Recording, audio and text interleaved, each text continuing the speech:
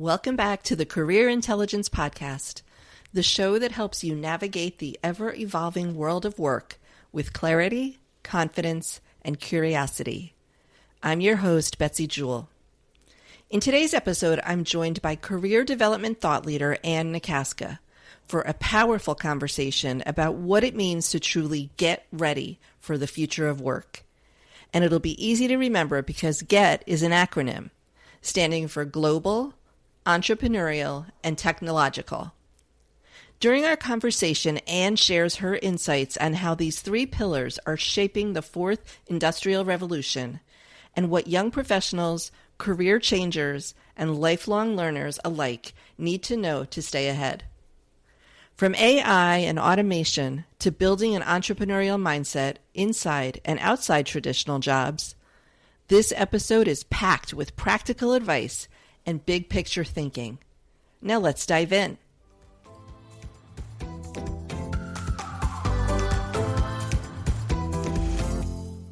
Hi, Ann. Thanks so much for being here today. Hello. I'm so excited to talk to you. So I was just, I'm such a nerd. I research and Google my guests and learn as much as I can about them. And not that this is hidden information, but you really have a global presence. Like, you are well known, your information is shared, Asia, the UK, Australia, New Zealand, Africa. And we were just talking about you connecting with somebody in Africa. So that's incredible to me, and also so valuable, particularly with regard to what we're going to talk about today. Absolutely. So let's dig in. We're talking about the Get Ready mindset, and GET being an acronym, right? So can you explain that? Absolutely. So it came out of some work that I was doing because people wanted to know about, kind of what skills we need for the fourth industrial revolution. And I started looking into the skills, and the same skills kept coming up. Adaptability, resilience, critical thinking, problem solving, because we're very much in a changing workplace. So what I found is that that's great. Talk about those skills, but what I found was really lacking or missing in talking about those skills is really the why. Why are those skills so important moving forward in the new workplace? And there was a Deloitte report that came out on helping youth transition to the future. And they divided the skills into 4 areas. And it was like, finally, somebody is thinking along the same lines that I've been thinking about.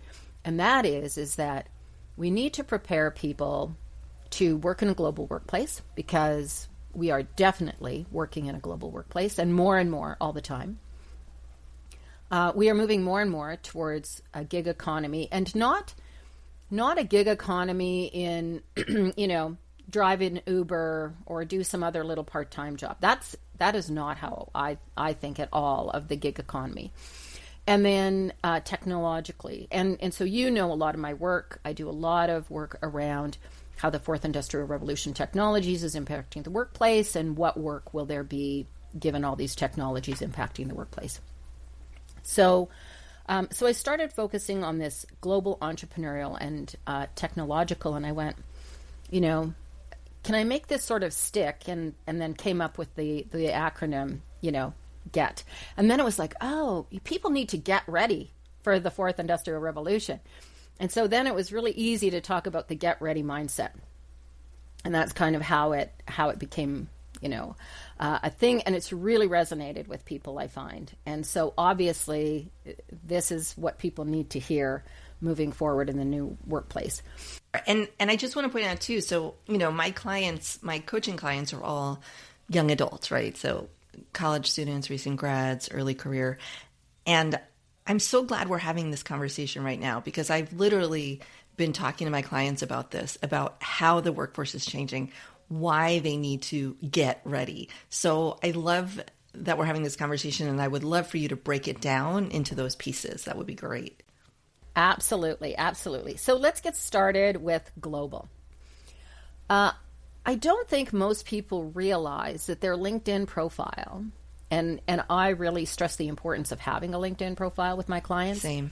Is that it is your global resume.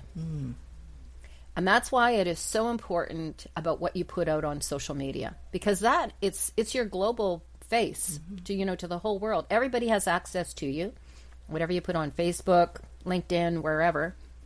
So to me, it's really important that you think about what you want on your LinkedIn profile and that it's professional, because this is a global workplace. And basically what happened, and when I really learned this, was how I work is I do my presentations at conferences, and you've seen, some of that work. But I thought, how can I share this information with people who weren't able to see the session, or who saw the session and want more information or the references or whatever? And I thought, you know what? I'm going to write an article, and then after I do the presentation, I'll just put the article on LinkedIn, and then people can sort of see the work that I've done.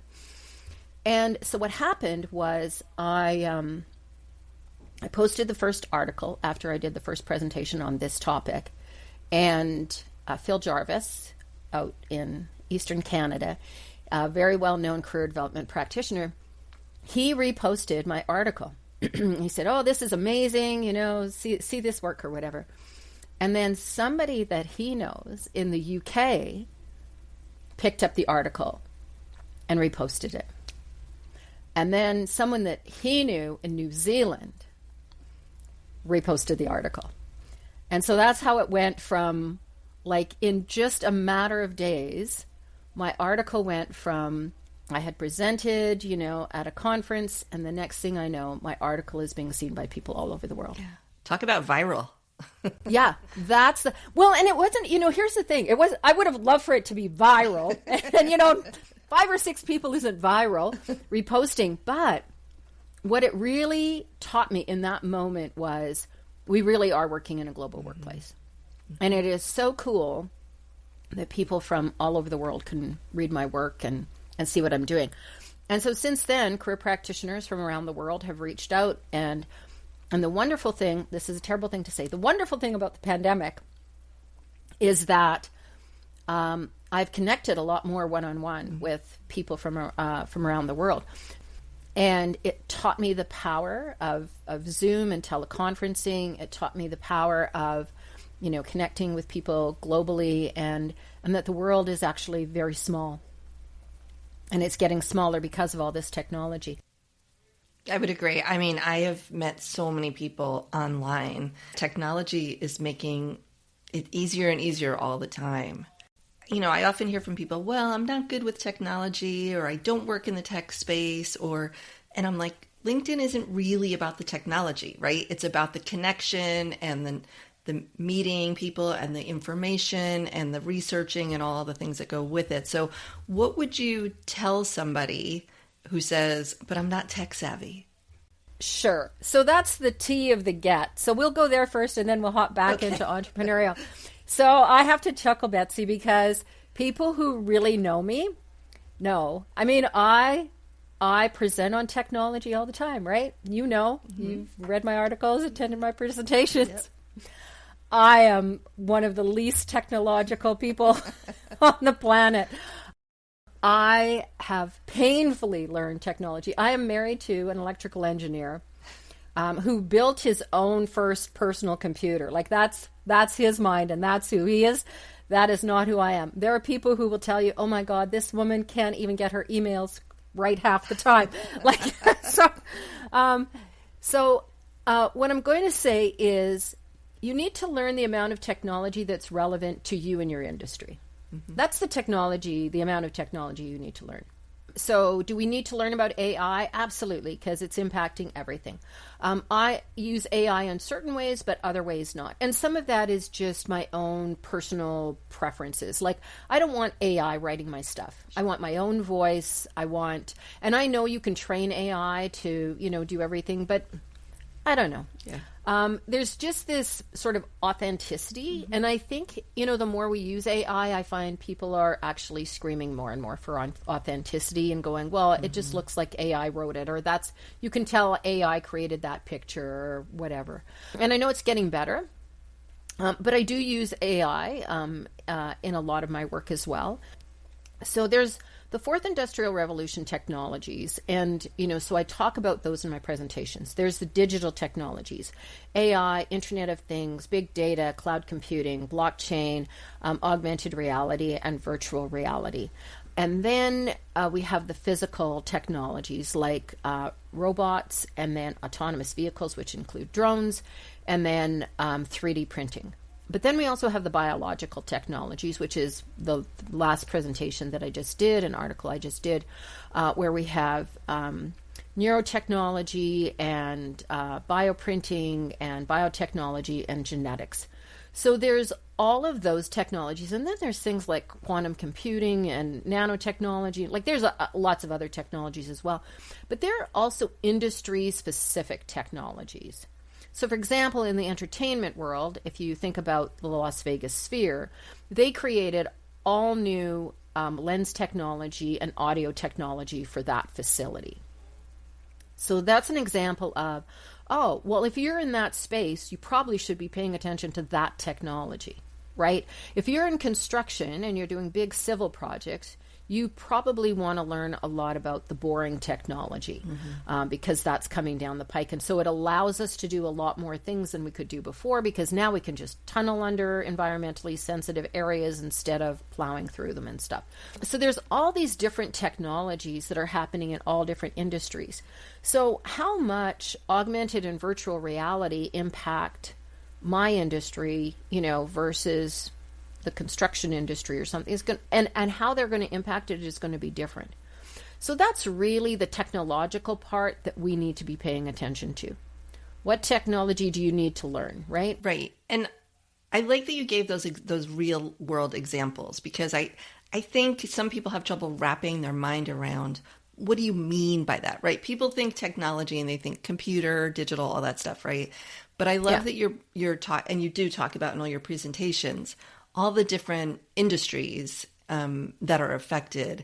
So for somebody who's thinking about careers in those areas, in any area, and they want to kind of dig into what the technology will be really, as part of the future of work, what's the best way to find that out? Like, where does one research that information? Besides watching your presentations, by the way. Yeah, absolutely. So there, AI is a perfect help. It can get them started on, finding places. So, for example, if they're wanting to know about augmented or virtual reality and how it's being used, they can just literally type that question into AI and it's going to spit out answers, and they can start looking at companies within their city or whatever that are doing, work in that area. That's really probably the quickest way. And the reality is there is so much information out there, Betsy, that, AI, and what I like about AI compared to doing a Google search, because this is what I found with my research. AI comes up much faster and just gives you what you want, instead of the whole 5 pages of Google later and you still haven't found what you're looking for, right? Yep. Yeah. So that's the technological piece. And, you mentioned computers. And so computers, because we've come through the third industrial revolution, computers is a really good example of what happened with computers and how did that impact us, to understand what the fourth industrial revolution will look like. So I did a computer course when I first went to SAIT, and then I deliberately took a computer course in university, even though I hate technology. But I knew computers were just going to be something that we were going to be using. And so that computer technology course, it was Computer Science 201 or whatever it was. Not my favorite course, but the whole course was like living with David. That's really what I called that course, because it just reminded me of the whole history of the computer as I've lived through it with my husband and all his technological advancements and what he's brought home and stuff. But, there was a lab where I had to learn Microsoft Suite and everything. And I'm so glad I took that course, because it's allowed me to do the things that I do in my work now. So even though I hated computers and didn't want to be working with them. But what I use a computer for and what somebody who is in computer science and a data analyst is using a computer for is so different. And that really is what we need to think about, is how does that technology, again, impact the industry and the work I'm doing? So what do I need to learn about? Now, here's, the other side of it too is I know people who technology has been coming into their workplace and they've just gone, well, I don't like that, or I'm not comfortable with it. And so they basically not learned it. That's a very, fast way to be outsourced from your organization. So that's also something to think about. But understanding the technology that's coming down the pike in your particular industry is really important. I think that's a great point, because I've been reading a lot of articles about that and I've been posting about it on LinkedIn, but AI is not going to take your job, but somebody who's comfortable using AI might take your job, because it's one of those get on board or be eliminated or become obsolete, right? Yeah. Now, the reality is, and this is scary because I've been researching this stuff for a while, but AI is getting much better. AI is going to take a lot of jobs. That is just facts. Because robots are getting, like, some of the stuff. I watched a stunt robot in Disney, and that is like, if you want to kind of blow your mind, watch that. And so to think that, if we just learn to use the technology, we'll still have work, not necessarily true. There again, we need to be learning about, how is that technology, impacting us, and what are the strides that are being made. And we'll be right back after a quick break. But the other side of it too is that, if you look around your house, this is how I always think about it. Is there work to be done? Yes, there is always work to be done. Always. Lots of people aren't paying us for it, but there is always work to be done. And that is the key to the entrepreneurial part of the get. So we can now go to so we've done the global, now we'll talk about entrepreneurial, and then we've touched on the technology. So having an entrepreneurial mindset is really understanding what work needs to be done. If you can create that kind of mindset where you're looking around your company and going, what work needs to be done, you will have a place in the workplace. When I think of an entrepreneurial mindset, I don't think, about all of a sudden creating your own Amazon or your own Microsoft or something like that. And that a lot of times that's what people think about when they think entrepreneurial. Oh, I'm not a big business person. There are so many different ways to be an entrepreneur.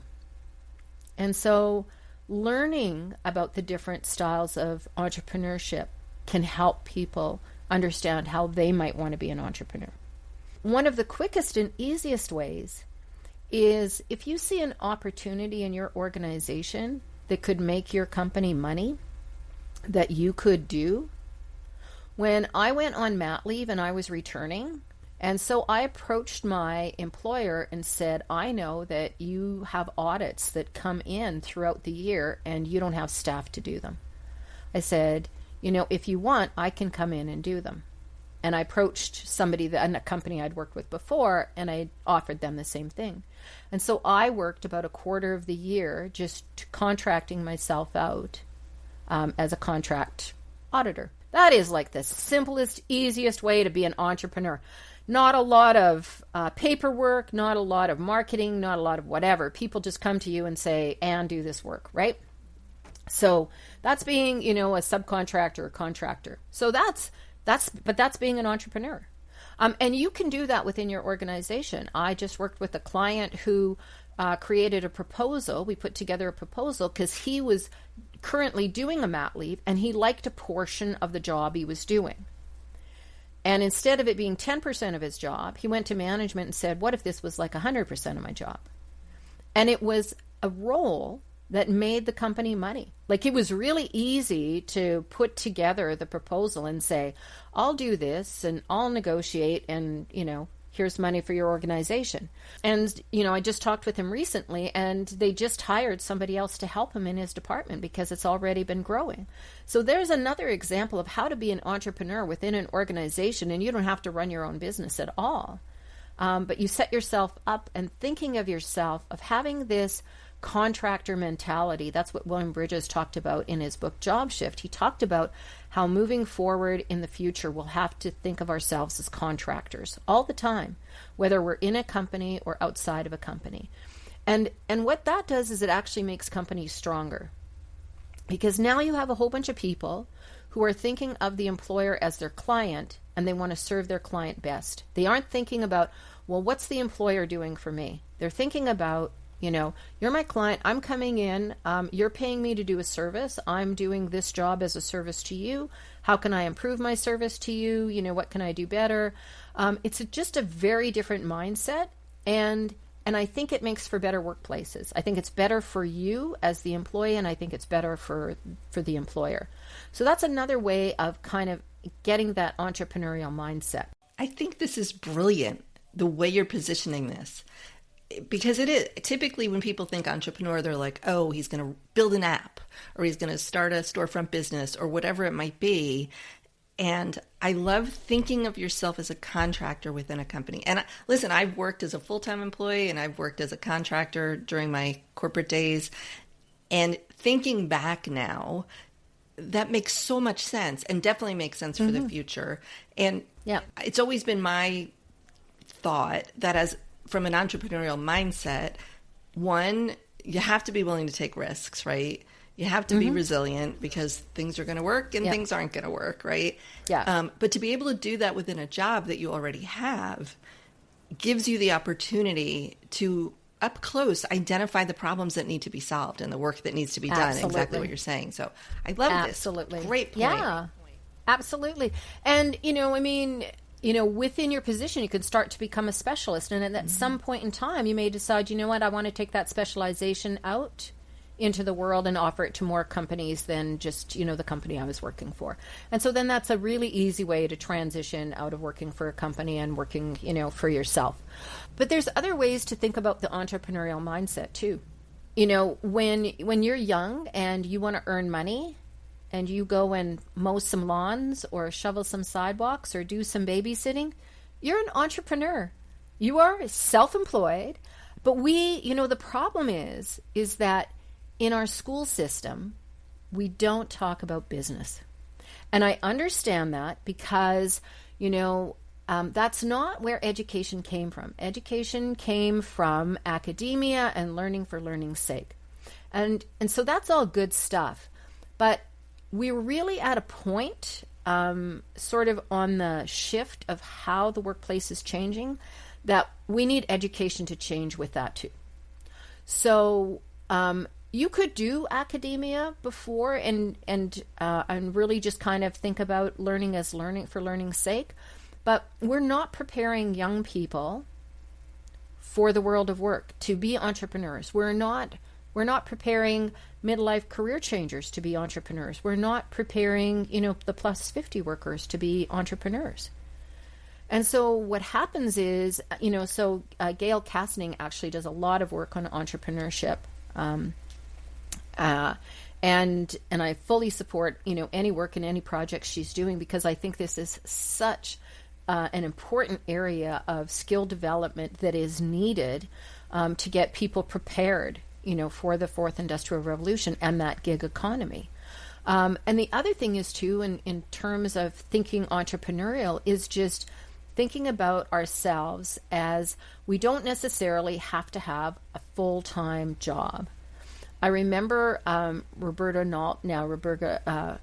Borgen, she talks about when she got her master's degree, and I hope she doesn't mind me sharing this story, but I remember her saying, because I thought it was so funny, because this is how so many people see entrepreneurship, because she had always done contract work, and then she'd gotten her master's, and her mother said to her, I think it was her mom said to her, she says, "Oh, good," she says, "now I hope you'll be able to get a full-time job." And I know other people within the career development field, they have only ever done contract work. They have worked full time for like 20, 30 years, and they have only ever done contract work. Right. And so we can start thinking about that, because it also opens up opportunities.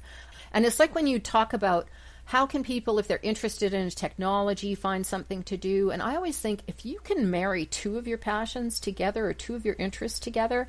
So if you're interested in AI and agriculture, well, then put those two things together and figure out how those two things work together.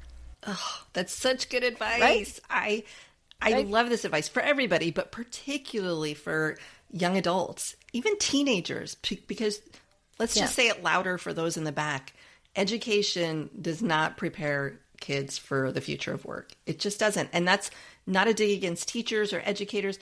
It's a system that needs to be updated, refined, improved. And the reality is some of them do, like my husband went through engineering, and it's a very set program, and you take engineering and then you come out and you're an engineer. What I like to see is that they now have career services in the engineering department, definitely at the U of C, and they're doing more and more in that in universities. And I think that that's, really smart. SAIT has always been very much geared, tech schools have always been very geared and connected very much to the workplace, and how does the technology, connect with industry and stuff. So they've always done that. More general studies. So I have a general psych degree. And I wish that I had known a lot more about career planning and career development, because I could have made some better decisions, throughout my stuff. But I mean, learning that and having experienced that helps me with my job now. So agreed. That's not a waste, either. But I do think, and this is what I talk about in pretty well all my presentations, I speak to, we don't have to make necessarily big changes to the education system to help make this happen. One course in high school, so that you get the basics of, a business and marketing and running those things. Financial literacy, those skills, business acumen, those skills, understanding the impact of taxes on businesses, so important. Like all this stuff with tariffs, understanding the impact of tariffs. That's something we should all know about. I agree. And so having a basic business course in school, maybe where you practice running your own small business, or have to try and create your own small business, with a new idea and everything else, that's an important skill set. And then we should have to take another one at university. Every faculty needing to take it. Because I think about psychology, and I think, well, how many people who go through psychology are going to end up running their own business, having their own counseling service? And I'm thinking, well, probably 50%, or, I don't know what the percentage is, but probably a lot of them. And I'm thinking, and how many business skills did they learn? And where did they learn them? Well, they didn't learn them in the psych program that I took. Right. And that's not a slight against my psych program, but it's just, it's not built into the curriculum. Yeah. And it's like, so are those, huge changes where we have to restructure, high schools and post-secondary? No. Right. They're very small changes that just, become a mandatory course that, students have to take. And what I really liked, it's a terrible thing to say, but what I really liked about the pandemic is that it made a lot of industries very visible. Who talked about supply chain management before COVID? Like most of us, it just happens. Stuff gets shipped all over the world. It lands on your doorstep magically. And it lands on our doorstep, and there it is. It's like my grandson saying, I hate all these insects. We should get rid of insects. And I said, well, if we didn't have insects, we wouldn't have food. And he says, and I said, what would you do, if we didn't have food? Well, we would just go to the grocery store, Grandma. Right. No, that's not quite how food works and stuff. And so there are all these industries that are invisible and happening behind the scenes that we don't know about. And they will become, they come to the forefront if you have to run your own business. And then you have a better understanding. And then I think what happens is this, a lot of these divisions that we see happening, the environment and energy and the public sector and private sector. And I think we would come together a lot more, actually, if we all had a common grounding and knowledge in business.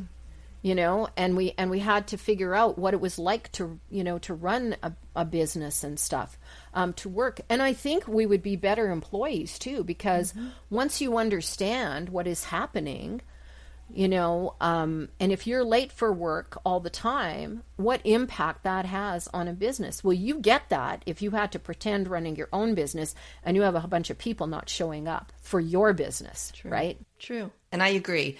I think everyone, both in K through 12 and then in higher ed or whatever, would benefit from a class like that. And not an elective. Like, everybody should have to take that class, right? Absolutely. Like, everybody has to take history. Why doesn't everybody have to take business, right? Absolutely. Well, you have to take math and you have to take English, right? I mean, you have to take English, which makes sense because we all need to learn how to write and communicate and stuff. But, business is just as important, because the reality is that everything is a business. I've worked in nonprofit, I've volunteered in the school system. So, I've been in a round of other organizations who aren't necessarily, private industry. But at the end of the day, you still have a budget. You still need to meet that. The government actually doesn't have any money. It's the taxpayers' money. Right. So, right. right. And so your budget is important. And that means, your budget, if you're running a not-for-profit, your budget there is important too. And you need to know those things. This is such an interesting topic, and we could talk for hours about it. Yeah. Except we can't. So I would love to maybe talk about having you back another time. And love to. I want to definitely put links in the show notes so people can find your work and the references, the book and the people that you've mentioned. So I'm going to include all that. But any final thoughts or any piece of advice you want to leave listeners with as they start to think about, transitioning into roles that are aligned with the Fourth Industrial Revolution? It's the same advice that I would just give my clients in terms of, creating a career plan. I think it's important to think and look ahead, 2 to 3 years, 3 to 5 years, 5 to 10 years. Where do you want to start directing your career? Your career is really about playing the long game. Job search is the short game. Yeah. You can get a job, but that job's not necessarily going to be where you want to work and the skills you want to, build and develop. And so to really, really pay attention to that and ask yourself just some really fundamental questions. Do you like the work that you're doing? And being able to start analyzing it, breaking it down, because that's what I do with my clients. What parts of your job do you really like, and how could you do more of that? And can you incorporate some of the technologies into that so that you are at the forefront of your profession and your career, learning those things and figuring out how to do that. So that's really what I would just encourage everyone to do, because at the end of the day, that's what leads you closer and closer to a more satisfying, engaging career. Absolutely. Fantastic advice. Thank you so much, Ann. This has been I learn from you every time I talk to you or listen to you or read your stuff. And I really appreciate you taking the time today to have this conversation. Well, thank you so much for having me, Betsy. I love our conversations. We get into so much. It's always wonderful chatting with you. And I know that we're on the same page. And I know we're on the same page because we care so much about our clients. And we really, want what's best for so many people. And I know so many young people are struggling. And so if this helps them at all, have me back as often as you want. I'm only too happy to help. Great. I'm going to hold you to that. Okay. Sounds good. Thank you. Thanks so much for listening to my awesome conversation with Ann Nakaska. I hope this episode gave you a new perspective on what it truly means to get ready, to think globally, act with an entrepreneurial mindset, and embrace the technologies shaping our future. As Ann said, it's not just about learning new tools or chasing the next trend. It's about shifting your mindset, understanding where the world of work is headed, and preparing yourself to adapt, grow, and lead in that new environment. Whether you're launching your career, making a pivot, or just trying to figure out what's next, the Get Ready mindset is a powerful framework for future-proofing your path. And that's exactly what I help my clients do. If you're a college student, recent grad, early career professional, I'd love to support you in building a career plan that aligns with who you are and where the world is going. Through one-on-one coaching, we'll explore your strengths, clarify your goals, build your confidence, and develop practical strategies to help you take action. You can learn more and schedule a free 30-minute discovery call with me at betsyjewellcoaching.com. Thanks for tuning in. Until next time, stay curious and keep building your career intelligence.